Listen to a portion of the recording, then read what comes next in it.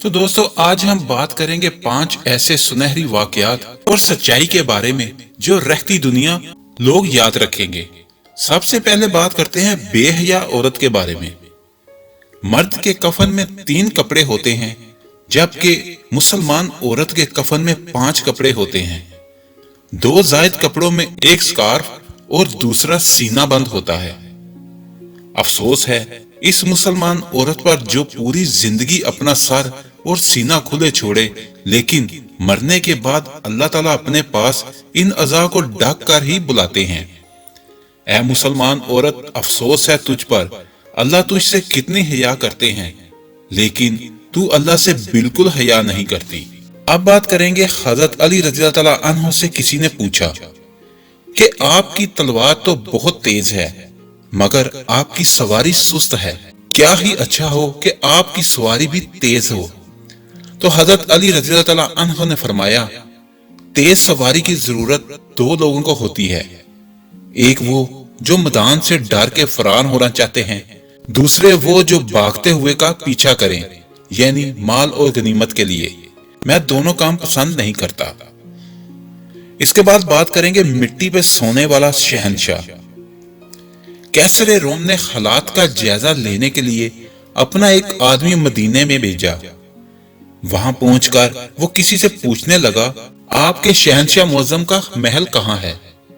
हम लोग शहंशाह, महल और मुअज्जम जैसे लफ्ज से बिल्कुल आशना थे, तो हमने पूछा आप ये बताएं कि किससे मिलना है? तो उस आदमी ने कहा कि मुसलमानों के बादशाह से।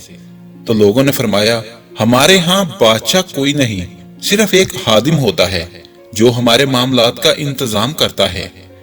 उसका नाम उमर रज़ी अल्लाह अन्हु है, जो वो महल में नहीं रहता बल्कि गारे के एक झोंपड़े में रहता है और इस वक्त कहीं मजदूरी कर रहा होगा। रोमी आदमी ये सुनकर बड़ा ही हैरान हुआ और आप रज़ी अल्लाह अन्हु की तलाश में चल पड़ा। जरा आगे जाके देखा कि उमर रज़ी अल्लाह अन्हु सर के नीचे दौरा रखकर मिट्टी पे सोए हुए हैं। ये देखकर कहने लगा, क्या ये है वो उमर रज़ी अल्लाह अन्हु जिसकी हैबत से दुनिया के फरमा रवा की नींद उड़ चुकी है? ऐ उमर रज़ी अल्लाह अन्हु, तुमने इंसाफ किया और तुम्हें गरम रेत पर भी नींद आ गई। हमारे बादशाह जालिम और बददियानत हैं, इसलिए उन्हें संगीन हसारों में भी नींद नहीं आती। इसके बाद बात करेंगे शर्म के बारे में। एक दफा एक बुजुर्ग आदमी की आंख का ऑपरेशन हुआ। डॉक्टर्स ने एहतियात और परहेज बताते हुए और साथ में ये भी कहा कि अगले मुआयना तक नमाज में झुकने से परहेज करें या फिर इशारे से नमाज पढ़ लें। घर आ जाने के बाद उस बुजुर्ग ने खाना पीना कम कर दिया। उसके घर वालों को परेशानी होने लगी। उन्होंने दोबारा डॉक्टर से रुजू किया तो उसने कहा कि हो सकता है रोटी या खाना चबाते वक्त आंखों में दर्द होता हो, इसलिए उसे नरम ग़िज़ा चीजें खिलाने का कहें।